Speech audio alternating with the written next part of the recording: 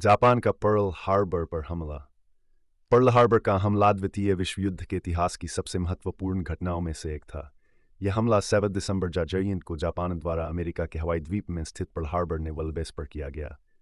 इस हमले ने अमेरिका को द्वितीय विश्व युद्ध में प्रवेश करने के लिए मजबूर कर दिया और वैश्विक युद्ध की दिशा को पूरी तरह से बदल दिया। हमले की पृष्ठभूमि द्वितीय विश्व युद्ध के समय जापान अपनी साम्राज्यवादी नीतियों को विस्तार दे रहा था। जापान ने चीन और दक्षिण पूर्व एशिया के विभिन्न हिस्सों पर कब्जा जमाने के लिए आक्रामक नीति अपनाई थी। दूसरी ओर अमेरिका और यूरोपीय देश जापान के इस विस्तार का विरोध कर रहे थे। अमेरिका ने जापान पर कई आर्थिक प्रतिबंध लगाए थे, जिनमें जापान को तेल और इस्पात की आपूर्ति बंद करना भी शामिल था। इससे जापान की अर्थव्यवस्था और सैन्य अभियान पर गंभीर असर पड़ा। जापान समझ चुका था कि अगर उसे एशिया में अपना वर्चस्व बनाए रखना है तो उसे अमेरिका की नौसैनिक शक्ति को कमजोर करना होगा। इसी उद्देश्य से जापान ने पर्ल हार्बर पर अचानक हमला करने की योजना बनाई। हमले की योजना और रणनीति। जापानी एडमिरल इसोरोको यामामोटो ने पर्ल हार्बर पर हमले की योजना बनाई। योजना के तहत जापान ने 6 एयरक्राफ्ट कैरियर, 353 लड़ाकू विमान और कई युद्धपोतों का इस्तेमाल किया। हमला 2 चरणों में किया गया, जिसमें पर्ल हार्बर में मौजूद अमेरिकी नौसैनिक जहाज़ों, लड़ाकू विमानों और अन्य सैन्य सुविधाओं को निशाना बनाया गया। हमले का विवरण। 7 दिसंबर 1941 की सुबह जापानी विमानों ने पर्ल हार्बर पर बमबारी शुरू की।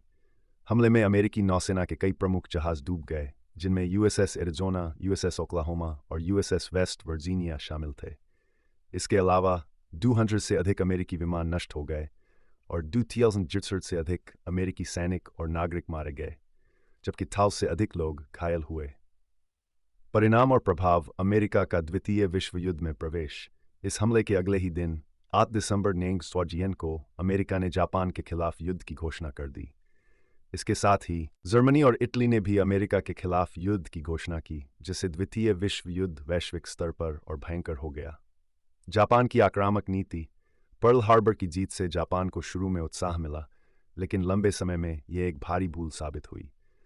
अमेरिका ने अपनी पूरी सैन्य शक्ति झोंक दी और अंततः 45 में जापान को हराकर युद्ध समाप्त किया।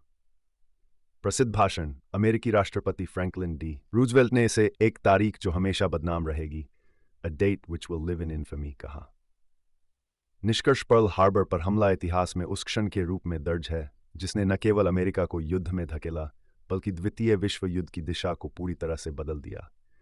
ये घटना हमें बताती है कि किस तरह एक रणनीतिक हमला वैश्विक राजनीति और सैन्य ताकत का संतुलन बदल सकता है।